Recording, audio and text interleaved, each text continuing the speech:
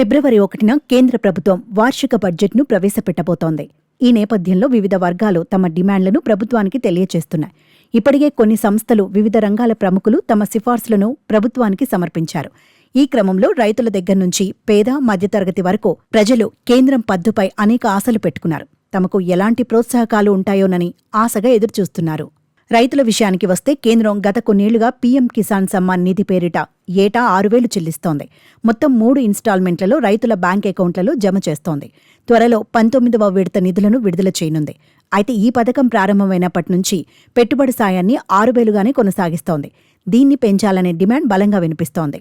ఈసారి బడ్జెట్లో ఆ దిశగా ప్రకటన ఉండొచ్చనే అంచనాలు వెలువడుతున్నాయి. సార్వత్రిక ఎన్నికలకు ముందు ప్రవేశపెట్టిన ఓట్ ఆన్ అకౌంట్ బడ్జెట్లోనే ఈ మేరకు నిర్ణయం ఉంటుందని అంతా ఎదురుచూశారు. కానీ ప్రభుత్వం ఆ దిశగా ఎలాంటి నిర్ణయం తీసుకోలేదు. ఈసారి తప్పకుండా పెంచుతారనే విశ్లేషణలు వెలువడుతున్నాయి. ఇప్పుడిస్తున్న 6,000ను 10,000 వరకు పెంచాలని డిమాండ్ చేస్తున్నారు. ఆ దిశగా ప్రభుత్వం నుంచి సానుకూల స్పందన ఉంటుందని రైతన్నలు ఆశిస్తున్నారు. ఇవి కాక రైతులు మరికొన్ని డిమాండ్లున్నాయి.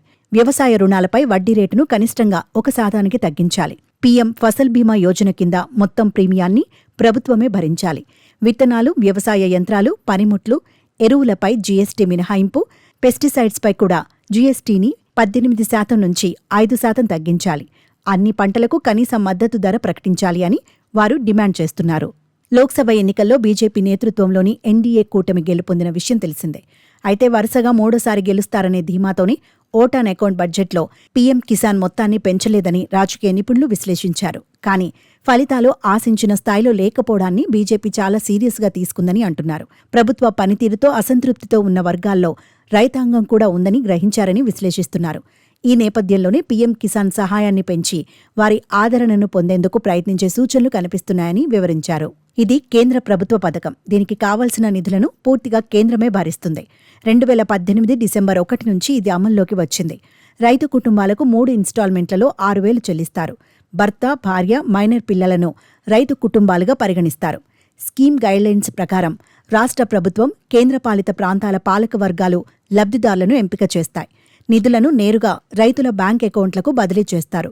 కొన్ని మినహాయింపులు ఉంటాయి.